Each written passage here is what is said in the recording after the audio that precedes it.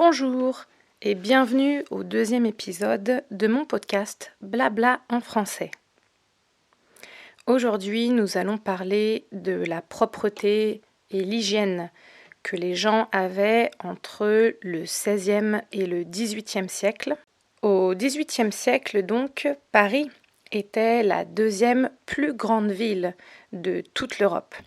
Il y avait environ 600 000 personnes qui vivaient à Paris, mais il n'y avait pas d'égout, c'est-à-dire qu'il n'y avait pas de système de nettoyage des rues et de tout ce qu'on peut faire dans les maisons. Se promener dans la ville voulait dire avoir non seulement de la boue jusqu'aux chevilles, mais aussi des entrailles d'animaux, du sang et les restes des pots de chambre que les gens jetaient par la fenêtre. De même, comme il n'y avait pas vraiment de dentiste et d'hygiène dentaire, la plupart des gens avaient des dents pourries et donc sourire était considéré comme quelque chose de grossier et les gens évitaient de sourire au maximum. L'équivalent des dentistes de l'époque étaient plutôt des extracteurs de dents que des dentistes. Maintenant, si on se tourne du côté de Versailles, Versailles avait environ 700 pièces et environ 9 d'entre elles ressemblaient à quelque chose que l'on pourrait appeler salle de bain. Les gens allaient donc aux toilettes partout où ils voulaient, c'est-à-dire dans les couloirs, sous les escaliers et derrière les portes. Des fois, ils jetaient aussi leur pot de chambre par la fenêtre, ce qui se retrouvait donc dans la cour et une partie du jardin. Le roi avait même une chaise percée.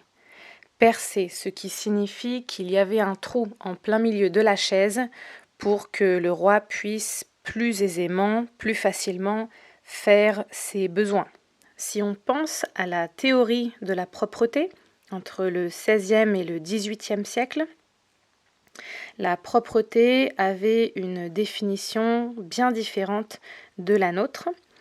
À l'époque, les gens avaient peur de l'eau, en partie parce que les gens avaient beaucoup souffert de la peste auparavant, et cette peur que la peste retourne avait donné naissance à une peur irrationnelle, ou peut-être des fois rationnelle aussi, car les gens avaient peur que l'eau ouvre les pores de la peau et donc laisse passer l'air. Et étant donné que la peste se propageait par l'air, les gens pensaient qu'ils pourraient attraper la peste en se lavant avec l'eau. Être propre à cette époque, ça veut donc dire avoir une belle couche de gras pour empêcher que les pores de la peau ne laissent sortir les humeurs du corps ou laissent entrer l'air et donc les maladies qui arrivent de l'air.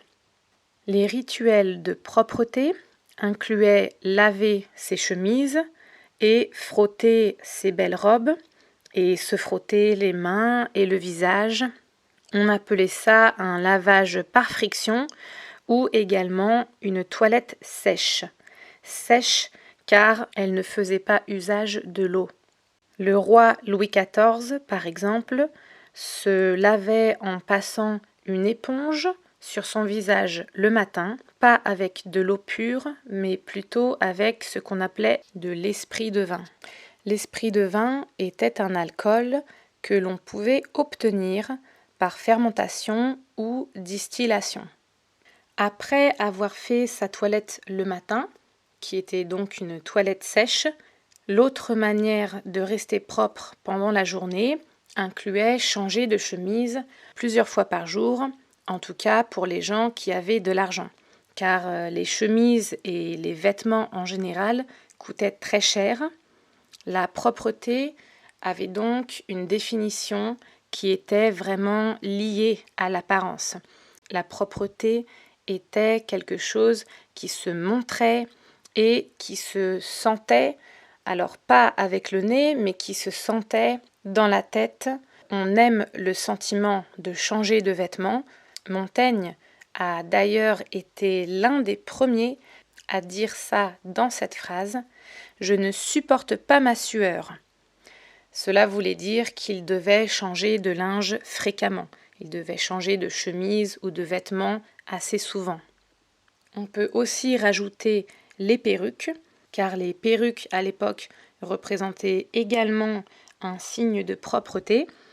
En effet, comme les poux étaient partout à l'époque, pour lutter contre les poux, contre ce fléau qui pouvait propager des épidémies comme le typhus, les gens qui pouvaient le faire se rasaient complètement la tête pour éviter d'attraper des poux et se mettaient des perruques.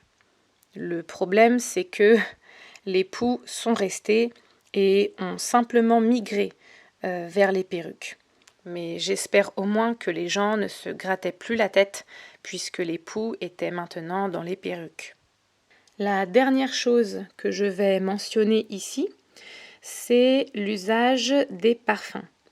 On a cette idée des parfums avec des odeurs très fortes que les gens à la cour de Versailles utilisaient pour cacher les mauvaises odeurs corporelles, par exemple.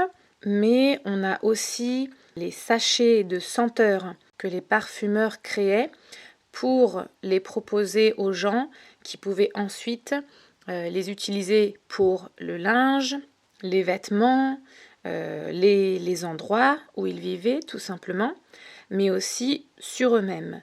Ils mettaient donc des petits sachets avec des odeurs sous les aisselles, c'est-à-dire sous les bras, ou sur les hanches. Le parfum avait aussi un rôle médicinal, car pendant les périodes de peste et d'épidémie, il était utilisé pour purifier les endroits et les gens eux-mêmes. Il y a même des villes qui, à l'époque, ont payé très cher pour avoir des parfumeurs à l'entrée de leur ville ou dans certains passages importants de la ville afin d'aider à purifier la ville de l'épidémie dont ils étaient victimes. Les parfumeurs avaient donc le beau rôle et ils étaient presque considérés comme des médecins d'une certaine manière. Voilà, vous avez maintenant une idée de ce que la propreté ou la saleté signifiait à l'époque, entre le XVIe et le XVIIIe siècle. Je vous souhaite une bonne journée et une très bonne douche. Au revoir.